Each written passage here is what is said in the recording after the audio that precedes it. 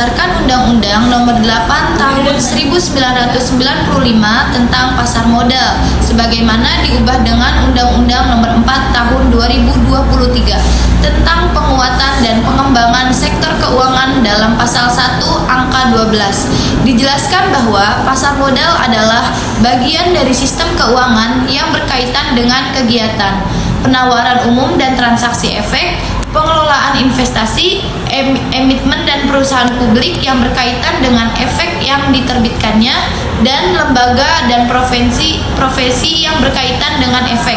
Sementara itu, efek didefinisikan sebagai surat berharga atau kontrak investasi baik dalam bentuk konvensional, dari digital atau bentuk lain sesuai dengan perkembangan teknologi yang memberikan hak kepada pemiliknya untuk secara langsung maupun tidak langsung memperoleh manfaat ekonomis dari penerbit atau dari pihak tertentu berdasarkan perjanjian dan setiap derivatif atas efek yang dapat dialihkan atau diperdagangkan di pasar modal. Manfaat pasar modal. Ada beberapa manfaat pasar modal di suatu negara, antara lain: 1. Sebagai salah satu sumber pembiayaan atau jangka panjang bagi perusahaan dalam mengembangkan usahanya. Yang kedua, sebagai tempat untuk penyebaran kepemilikan perusahaan kepada masyarakat. Yang ketiga, sebagai tempat investasi bagi investor yang ingin berinvestasi di aset keuangan. Yang keempat, salah satu industri yang sangat terbuka dan menjunjung tinggi profesionalisme sehingga akan mendorong terciptanya iklim usaha yang sehat, termasuk mendorong penerapan prinsip Good Corporate Governance (GCG) pada perusahaan. 5. Strategi untuk mempertahankan keberadaan perusahaan dari generasi ke generasi. Yang keenam, menciptakan lapangan kerja atau profesi bagi masyarakat, baik sebagai pelaku pasar maupun investor. Yang ketujuh, sebagai sarana peningkatan pendapatan negara dan sebagai indikator perekonomian negara. Jenis-jenis instrumen pasar modal. Yang pertama ada saham. Saham dapat diartikan sebagai tanda penyertaan modal seseorang atau pihak badan usaha pada suatu perusahaan atau perseroan terbatas di pasar sekunder atau bursa, atau dalam aktivitas perdagangan saham sehari-hari. Harga-harga saham mengalami fluktuasi baik berupa kenaikan maupun penurunan. Tipe saham di Indonesia.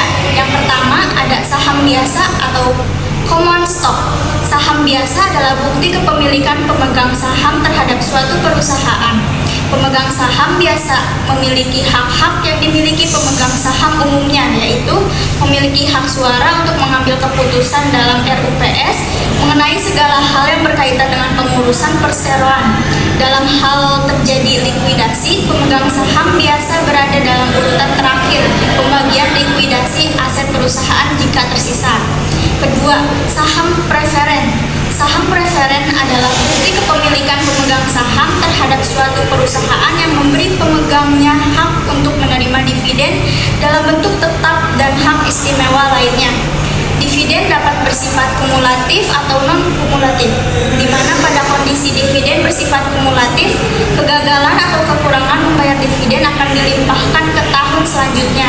Pemegang saham preferen berhak mendapat dividen terlebih dahulu dibanding pemegang saham biasa, serta mendapat hasil likuidasi aset perusahaan jika ada, sebelum pemegang saham biasa, tetapi setelah kreditur.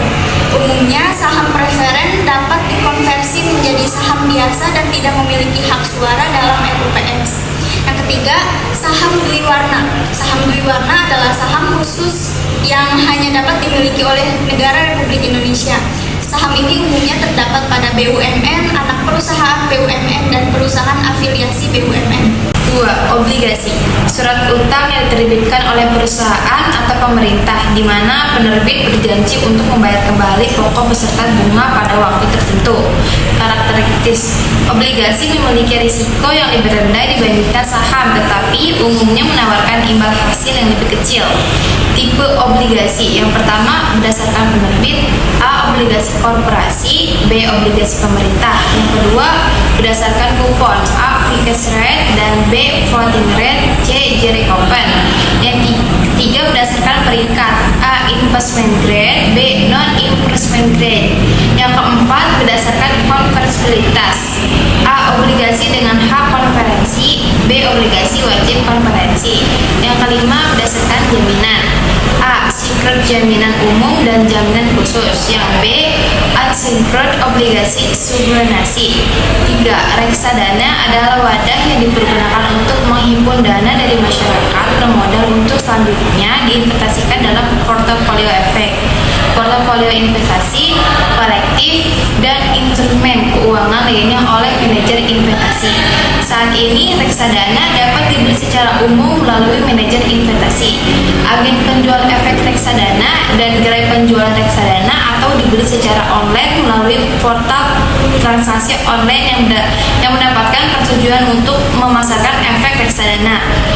Keuntungan: memudahkan investor pemula karena dikelola secara profesional dan menawarkan diverifikasi. Yang keempat, derivatif ialah instrumen keuangan yang nilai berasal dari aset lain seperti saham atau obligasi. Yang kelima, exchange trade fund atau ETF mirip dengan reksadana tetapi diperdagangkan di bursa seperti saham, menawarkan likuiditas tinggi dan biaya manajemen yang lebih rendah. Rencana investasi di pasar modal. Langkah-langkah perencanaan investasi. Pertama, menentukan tujuan investasi. Apakah untuk pendidikan, pensiun, atau membeli rumah? Tujuan ini akan mempengaruhi pemilihan instrumen. Kedua, menilai profil risiko. Pahami toleransi risiko pribadi. Apakah Anda bersedia mengambil risiko tinggi untuk potensi keuntungan lebih besar? Ketiga, diversifikasi portofolio. Sebar investasi Anda di berbagai instrumen untuk mengurangi risiko keseluruhan. 4. Monitoring dan evaluasi. Secara berkala, tinjau kinerja investasi Anda dan sesuaikan strategi jika diperlukan. Pemilihan instrumen pasar modal. Pilih berdasarkan tujuan, jangka waktu, investasi, dan toleransi risiko. Saham cocok untuk pertumbuhan jangka panjang, sementara obligasi lebih sesuai untuk pendapatan tetap. Reksadana ideal bagi investor yang tidak memiliki waktu atau pengetahuan mendalam tentang pasar. Kesimpulan, investasi di pasar modal menawarkan berbagai instrumen yang dapat disesuaikan dengan kebutuhan dan tujuan finansial masing-masing individu. Dengan perencanaan yang tepat, investor dapat memanfaatkan potensi keuntungan yang ditawarkan oleh pasar modal sambil meminimalkan risiko.